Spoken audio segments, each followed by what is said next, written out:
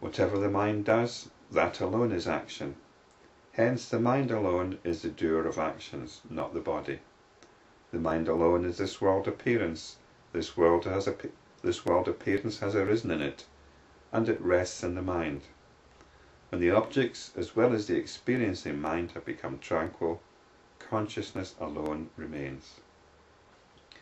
Whatever the mind does, that alone is action. All the mind does is create notions and then identify with these notions, believing them to be real.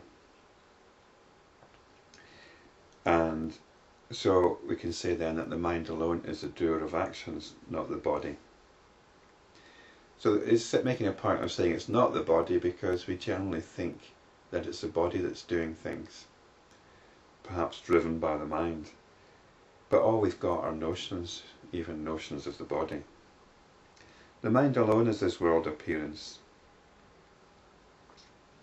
This world appearance has arisen in it, and it rests in the mind. The world appearance is notions of a world out there, and these notions have settled into the mind. They were created by the mind. The mind creates notions and then acts in accordance with them. They're like stories. The mind creates stories and then lives according to these stories. And the world appearance, the notion of a world out there, is one of these stories. Well, it's the major story which the mind behaves in accordance with. When the objects, as well as the experiencing mind, have become tranquil, consciousness alone remains. When the objects, when the notion of things out there, as well as the experiencing mind, and this is here is the mind which is creating these notions, when it becomes tranquil, consciousness alone remains. It becomes tranquil when it becomes aware of itself, when the attention is directed back to awareness, which is the attention. And that's tranquility. That's when we're no longer getting caught up in our notions and our beliefs and our ideas, and we are resting on awareness, just letting the attention rest in itself without being hijacked out there or by our inner thoughts and daydreams. Consciousness alone remains. The wise declare that the mind of the enlightened is neither in a state of bliss nor devoid of bliss. So that's quite interesting, because we're often being told about how it's all essentially blissful. Neither in motion nor static, neither real nor unreal, but between these two propositions. Well, I think this is just saying that we can't really characterize it. It transcends all these notions. Having said that, the wise declare that the mind of the enlightened is neither in a state of bliss nor devoid of bliss, we then hear about the bliss of the enlightened mind.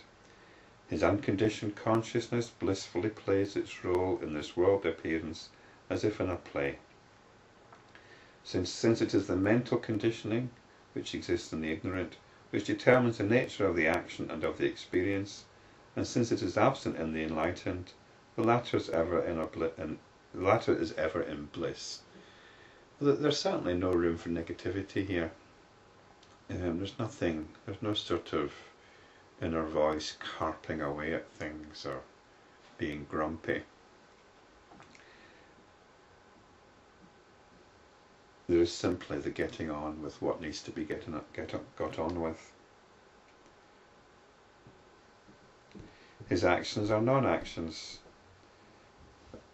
The actions are non-actions because they're not initiated through achieving some kind of personal fulfillment. Hence he does not incur merit nor demerit. His behaviour is like that of a child, and even if he appears to be in pain, he is not. Now, why should he appear to be in pain if he is not?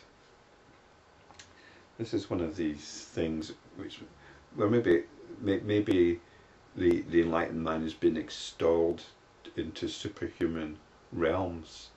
The pain is still possible, and if you dropped a brick on an enlightened person's foot, they would certainly react, perhaps with a yelp.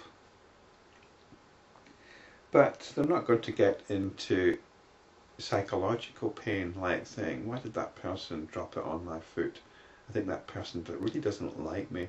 I thought that person liked me, and I have to watch out for this person in the future.